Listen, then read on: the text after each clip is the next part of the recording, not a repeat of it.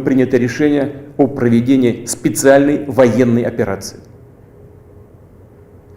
Ее цель – защита людей, которые на протяжении 8 лет подвергаются издевательствам, геноциду со стороны киевского режима.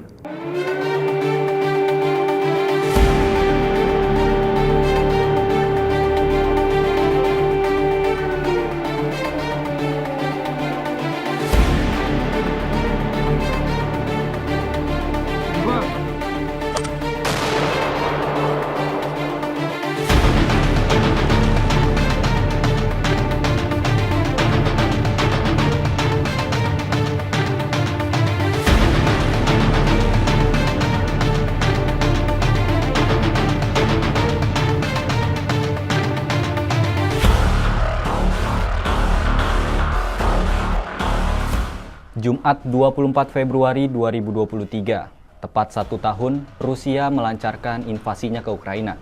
Selama peperangan terjadi, tentu banyak yang dikorbankan dari kedua negara, misalnya alutsista, pasukan, bahkan nyawa warga sipil yang tidak bersalah. Gak cuma itu, perang antara Rusia dan Ukraina ini juga melibatkan banyak negara.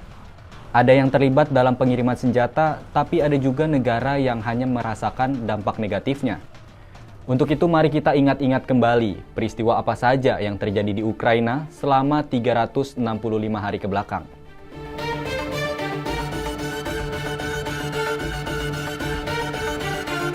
Kamis 24 Februari 2022 menjadi hari di mana Presiden Rusia Vladimir Putin mengumumkan operasi militer khususnya ke Ukraina. Hal itu disampaikan Putin melalui tayangan di televisi yang disiarkan sebelum pukul 6 pagi waktu setempat. Putin beralasan kalau operasi militer khususnya itu dilakukan untuk membela separatis yang berada di Ukraina Timur, yaitu Donetsk dan Luhansk. Nah, sesaat setelah Putin mengumumkan invasinya itu, terdengar suara ledakan di ibu kota Ukraina, Kiev. Sirine serangan udara juga terdengar di kota itu. Nggak cuma di Kiev, suara ledakan juga terdengar di Kharkiv, Mariupol, Odessa, dan Kramatorsk, yang semuanya merupakan kota-kota besar Ukraina. Мною принято решение о проведении специальной военной операции. Ее цель – защита людей, которые на протяжении 8 лет подвергаются издевательствам, геноциду со стороны киевского режима.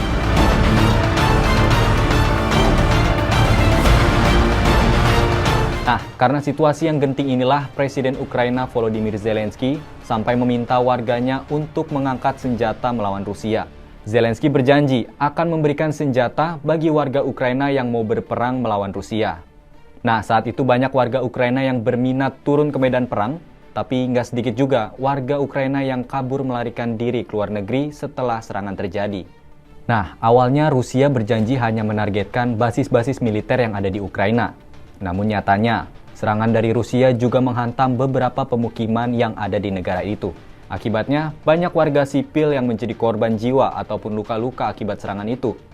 Tentu, mereka juga kehilangan tempat tinggal karena rumah mereka hancur diserang Rusia. Sementara itu, Ukraina melaporkan total pasukan Rusia yang tewas berjumlah 133.190 orang sejak awal invasinya.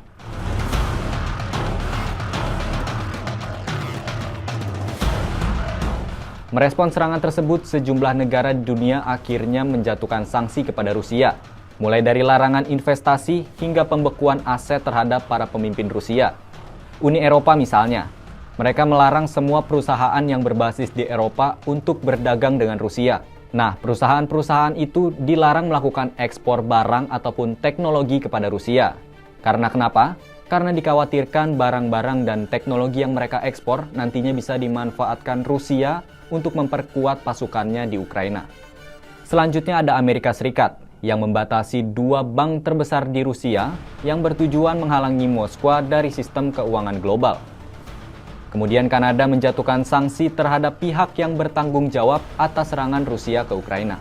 Nah, negara-negara yang tergabung dalam Group of Seven atau G7 juga sepakat membatasi harga minyak Rusia menjadi $60 Amerika Serikat per barel. Namun sanksi-sanksi itu tidak membuat Rusia menjadi gentar. Presiden Putin malah berbalik mengancam Barat dengan mengatakan kalau sanksi-sanksi yang diberikan kepada Rusia bisa menimbulkan bencana yang lebih besar. Gak main-main, Putin bahkan berani menghentikan suplai energi seperti minyak, gas, dan batu bara ke Uni Eropa. Kebijakan itu tentu berpengaruh bagi Uni Eropa, sebab Rusia diketahui sebagai negara pengekspor energi terbesar di dunia.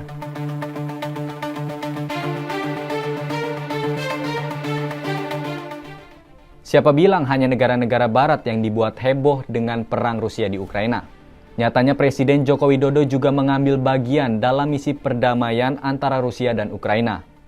Mari kita ingat-ingat lagi waktu Presiden Jokowi terbang ke Ukraina untuk menemui Presiden Zelensky.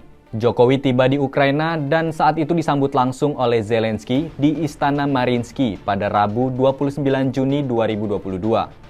Nah, dalam kesempatan itu Jokowi mendorong dialog perdamaian antara Rusia dan Ukraina. Nah, setelah selesai urusannya di Ukraina, Presiden Jokowi langsung berangkat nih ke Rusia untuk menemui Presiden Vladimir Putin. Dalam pertemuannya dengan Putin, Jokowi menyampaikan pesan dari Zelensky. Saat itu Jokowi juga menyampaikan kesiapannya untuk membantu memulai komunikasi antara Zelensky dengan Putin.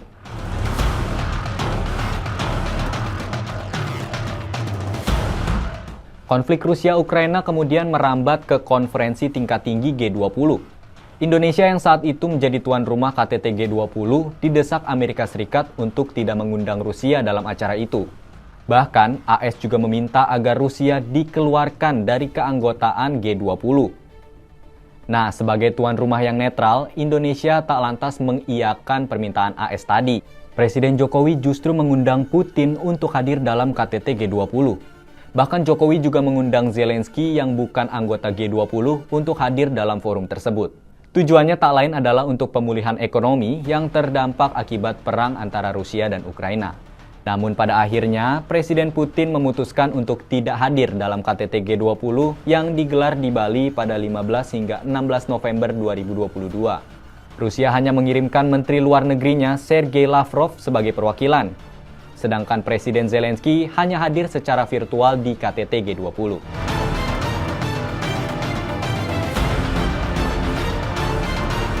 Selama berbulan-bulan berperang melawan Rusia, Ukraina tentunya tidak punya cukup senjata. Oleh karena itu, Zelensky kerap meminta bantuan senjata kepada negara-negara barat. Beberapa negara itu diantaranya Amerika Serikat, Inggris, Turki, Jerman, dan Polandia. Nah, nggak cuma itu aja. Bahkan negara-negara seperti Estonia, Latvia, dan Lituania juga ikut turun membantu menyediakan alutsista untuk Ukraina. Senjata yang dikirimkan juga bermacam-macam, mulai dari kendaraan lapis baja, tank, rudal, artileri, jet tempur, hingga drone. Yang terbaru, Jerman menjanjikan akan memasok sebanyak 14 tank Leopard 2 ke Ukraina. Seolah tidak mau ketinggalan, Presiden AS Joe Biden juga mengumumkan negaranya akan mengirimkan 31 tank M1 Abrams ke Ukraina. Dalam keterangannya, Biden mengatakan kalau pengiriman tank ini adalah bukti bahwa AS akan terus melanjutkan komitmennya untuk mendukung Ukraina melawan Rusia. These tanks are further evidence of our enduring, unflagging commitment to Ukraine and our confidence in the skill of the Ukrainian forces. Nah, keputusan kedua negara itu tentu menjadi angin segar bagi Ukraina. Sebab kedua tank itu disebut-sebut memiliki spesifikasi yang canggih. Lantas, apa saja keunggulan dari tank Leopard 2 Jerman dan M1 Abrams Amerika Serikat? Berikut perbandingannya.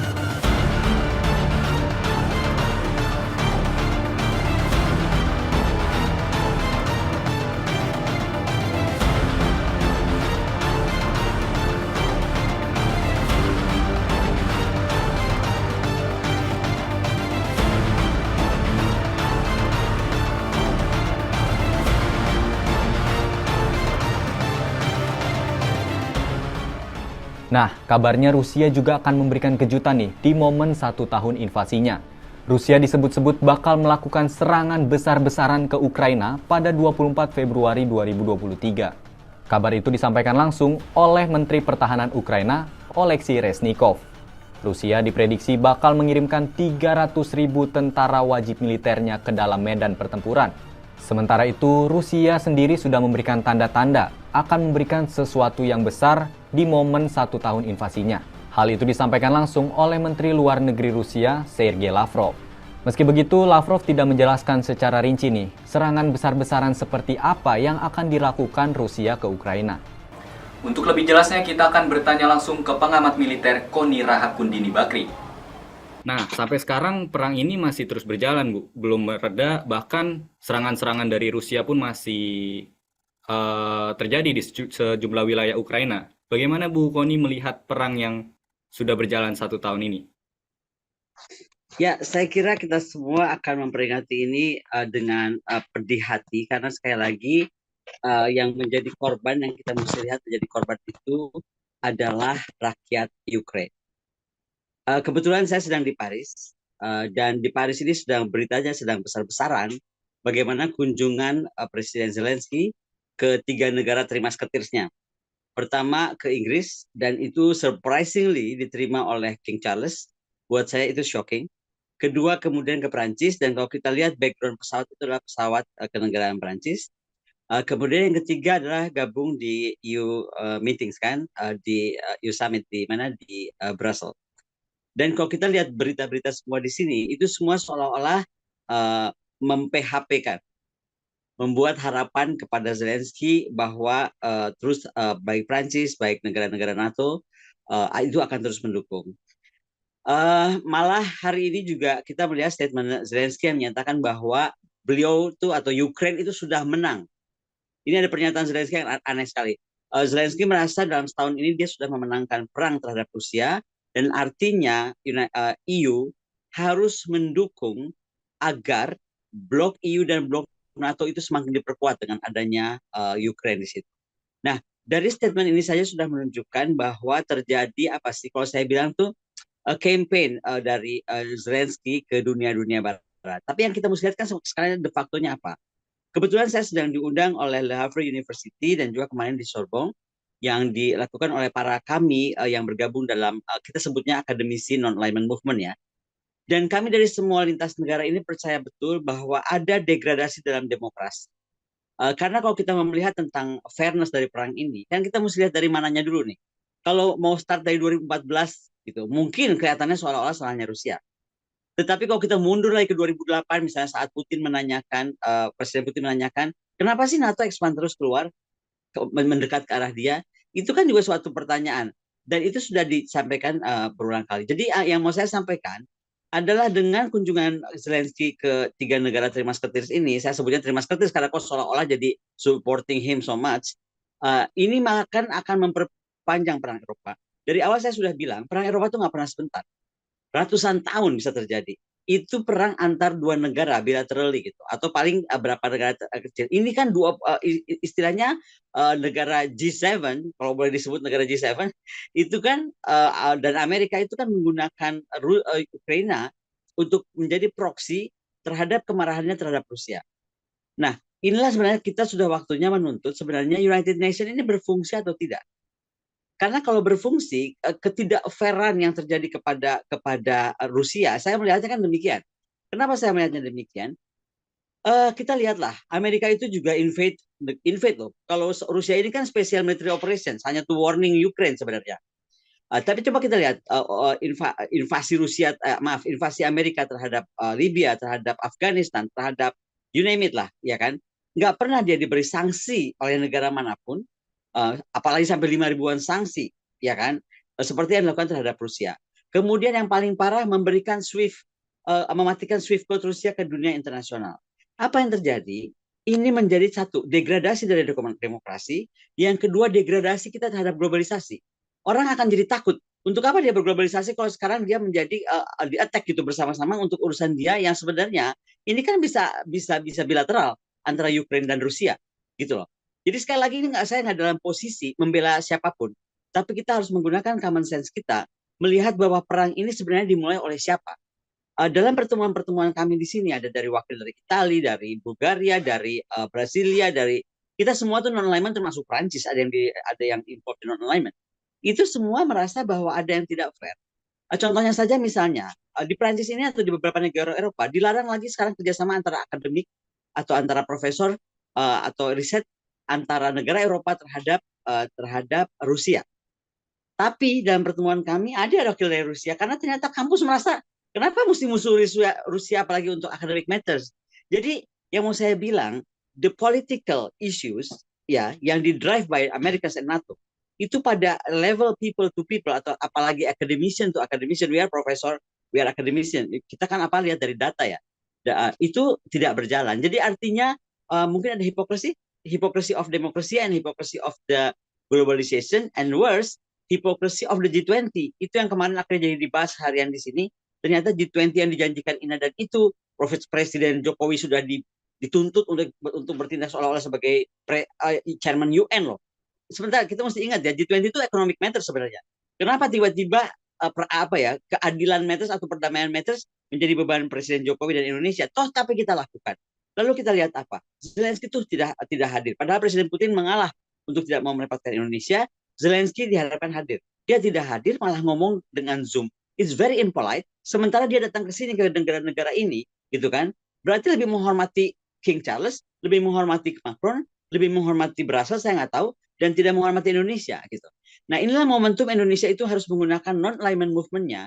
Semua apa yang terjadi di Bandung, kita harus visit Bandung value dengan dasar sila Bandung, ya kan? Dan kita harus hidupkan kembali itu karena UN tidak berjalan. Mengenai pertanyaan apa yang sebenarnya dicari dari Presiden Vladimir Putin dalam serangannya ke Ukraina. Pertanyaannya bukan apa yang dicari oleh Presiden Putin dong. Pertanyaannya apa yang dicari oleh NATO dan Amerika menggunakan Ukraine sebagai proksi area antara mereka terhadap Rusia. Jadi pertanyaan menurut saya salah, terbalik. Jangan tanyakan kepada Presiden Putin apa yang dia mau. Tanya kepada Amerika dan NATO, mereka mau apa sehingga mengorbankan rakyat Ukraina sebegitu jauh. Oke, tapi dari awal invasi sampai sekarang kan Rusia terus dijatuhi sanksi oleh Uni Eropa. Lantas apakah itu membuat Rusia menjadi gentar sehingga mungkin mengurangi serangannya ke Ukraina, atau justru Rusia mungkin terlihat bodoh amat gitu dengan sanksi yang diberikan oleh Uni Eropa? Bukan Rusia terlihat bodoh amat. Gini ya, saya mau tanya. Sanksi yang diberikan kepada Iran berpuluh-puluh tahun, Iran mati nggak? Makin kuat. Sanksi yang diberikan kepada North Korea berpuluh-puluh tahun, North Korea mati nggak? Enggak. Apalagi ini diberikan kepada Rusia. Mereka itu bagian dari negara yang ada di Dewan Keamanan. What does it mean? Dia pemenang perang. Dia itu kalau dirata-ratakan 30 kali sekali 30 tahun sekali memang perang dari zamannya Catherine the Great. Nah, jadi mereka sudah terbiasa. Yang kedua, mereka melihat tidak fair dong. Sekarang waktu Amerika memporak-porandakan misalnya Saddam Hussein dan terbukti Saddam Hussein tidak ada tuduhan semua kepada Saddam Hussein itu. Apa pernah Amerika diberikan 5.000 sanksi? Apakah pernah Elon Musk hartanya terus diambil, di freeze untuk kerusakan yang dibuat di Irak, di Afghanistan? Apa pernah orang-orang kaya Amerika sekarang kita rampok semua, sama seperti sekarang mereka merampok ke orang-orang Rusia yang kaya raya, uangnya semua di freeze? Apa pernah Federal Reserve Rusia yang uangnya dalam dolar waktu itu, ya kan, kemudian ditahan di negara manapun untuk katanya sebagai pampasan, terkutip pampasan perang, mengganti kerugian Ukraina? Never. Kenapa berlaku buat Rusia dan kita seluruh dunia diam? Itu kenapa saya itu sekarang betul-betul aktif, apalagi diundang oleh profesor kita di sini di Harvard University untuk bicara non-alignment movement itu harus betul-betul direvisit. Kalau Anda datang ke Sorbonne sekarang, itu ada pameran Bung Karno.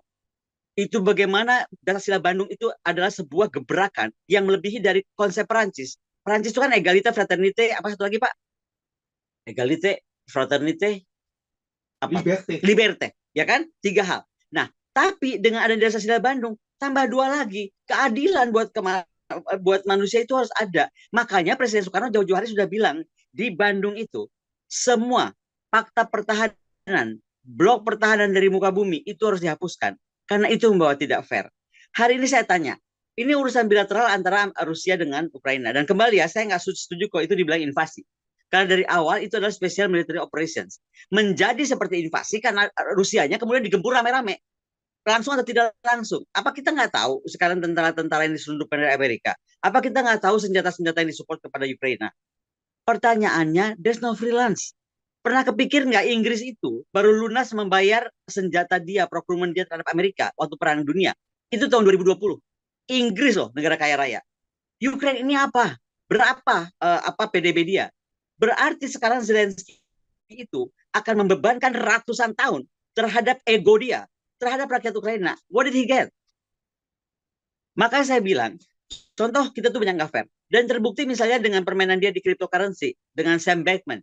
Ya kan terbuka bahwa ternyata cuci uang. Apa perang Ukraina adalah cuci uang untuk dana kampanye Biden. Terus kenapa semua dunia diam aja? Nggak menghukum Zelensky. Kemudian apa kita semua buta? Zelensky itu punya rumah loh di Portofino, di Italia, 14 kamar. Beli saat dia udah terjadi perang. Dan saya sekarang lagi di Prancis, saya bisa lihat orang Ukraina itu datang ke sini shopping. All lies about the war. Kalau dia benar-benar susah, mereka ke sini datang ini bukan buat shopping. Shopping itu ketika saya bilang shopping bukan shopping murah-murah ya. Mereka shopping itu tempat-tempat mahal. Lafayette is small thing. Mereka di Champs-Élysées. Gitu loh sekeluarga. Jadi yang mau saya bilang, kita itu jangan terdrive oleh apa yang dilakukan menurut saya sekarang unipolaritas yang betul-betul pengen mengontrol dunia itu oleh mereka. Kita mesti percaya sejarah. Sejarah itu 500 tahun selalu berulang. Sekarang adalah abad Asia. Cina akan bangkit dan the whole Asia will be arise. Termasuk Indonesia. 2045 itu Indonesia akan jadi nomor 5 dunia. Some people say mungkin nomor 4. Makanya be very careful kalau kita bersikap terhadap Rusia. Karena apa yang dilakukan terhadap Rusia oleh tadi unipolar itu akan dilakukan juga kepada kita atas nama apapun. Contoh G20 meeting. Disebut urusan environment ya. Saya nggak bahas yang berapa artikel. Saya bahas tentang environment. Baca nggak? Di situ saya nyatakan 30% wilayah laut, wilayah permukaan, wilayah udara dunia akan dilindungi. Ada kan di G20, lihat pasal. Pertanyaan saya, siapa yang akan tetapkan negara itu harus dilindungi wilayahnya? Mas Timothy, saya itu penasehat Menteri Lingkungan Hidup. Mas Timothy tahu nggak, hutan kita kalau kita nggak bisa jaga, mereka akan bisa masuk troops mereka dan bilang itu karena kita nggak mampu, terus dunia akan masuk ke situ atas nama military operation other than war. Bisa nggak saya sekarang kebakaran di Australia, Indonesia masuk, itu juga hutan dunia, lalu kita bilang Australia nggak becus. Kenapa nggak berlaku buat Australia, berlaku buat Indonesia? Makanya sampai kemarin kan Pak Panglima TNI bicara di Rapim sambil bercanda. Pokoknya hutan kita nggak boleh kebakaran sampai bagaimanapun kalau perlu pakai dukun.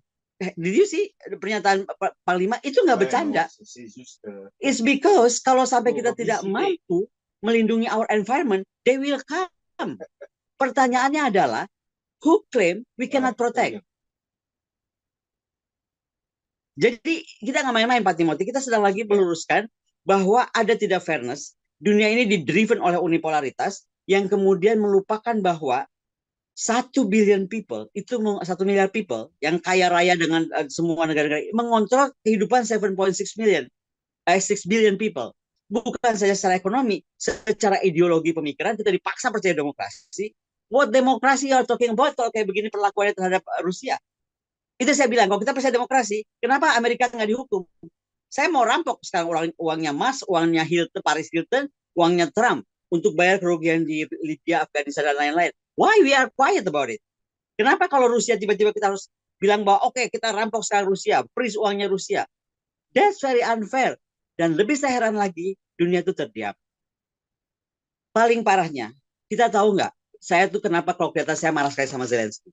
G20 itu disiapkan oleh Presiden Jokowi dengan seluruh rakyat Indonesia dan pemimpin itu setengah mati. Saya kebetulan kontak terus dengan Bu Menlu, karena Bu Menlu tahu sekali pusingnya nyiapkan G20, tiap hari diancam oleh negara-negara G7. Begitu kita sukses, less than 24 hours, Zelensky bikin gosip. Oh itu si Rusia attack Polandia pakai bom, remember? Untungnya Presiden Biden itu waras. Dia bilang nggak mungkin, jauh tuh Poland katanya. Dan 3 jam kemudian White House umumkan, tidak, itu adalah dari Ukraina sendiri. Terus Zelensky nggak dihukum. Itu dia hampir aktifkan artikel 5 NATO, itu perang dunia. Sampai artikel 5 NATO diaktifkan, kita perang dunia nggak usah nuklir. Karena berarti negara-negara NATO ini akan menggempur Rusia dan Rusia akan diam. Dia pasti balas dengan segala macam cara.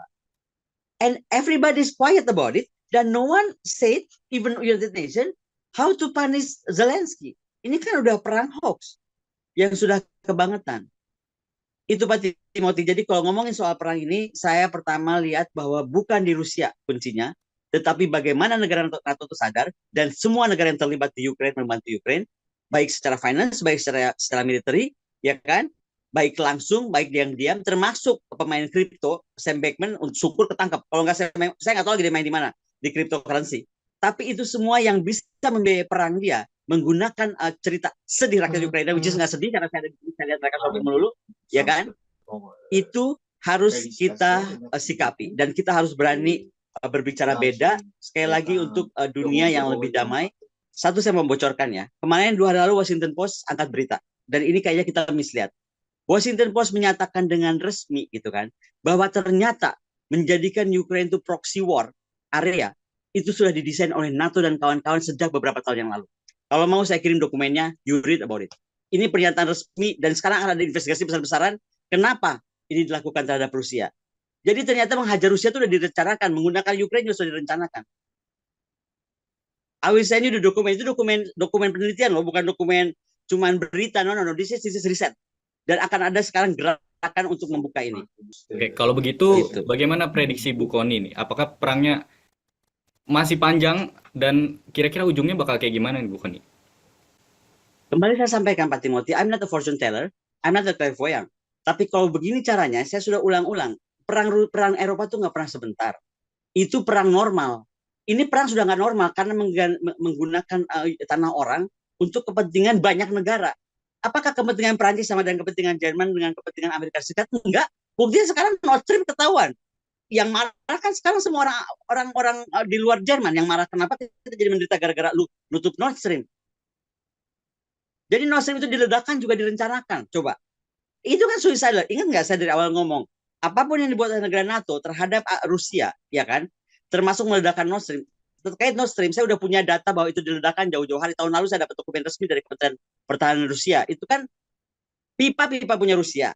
Yang ledakin orang lain. Rusia mau investigasi siapa yang meledakkan, ada apa yang terjadi. Rusianya nggak boleh. Sekarang sama aja kita punya Freeport, tiba-tiba Freeport meleduk. Terus kita mau investigasi nggak boleh. What do you feel? Perang antara Rusia dan Ukraina hingga kini tak kunjung selesai. Konflik ini juga terus memasuki babak-babak baru. Akankah Ukraina berhasil bertahan melawan Rusia? Ataukah konflik ini berakhir damai? Saksikan terus perkembangan konflik antara Rusia dan Ukraina hanya di kompas.com, Jernih Melihat Dunia.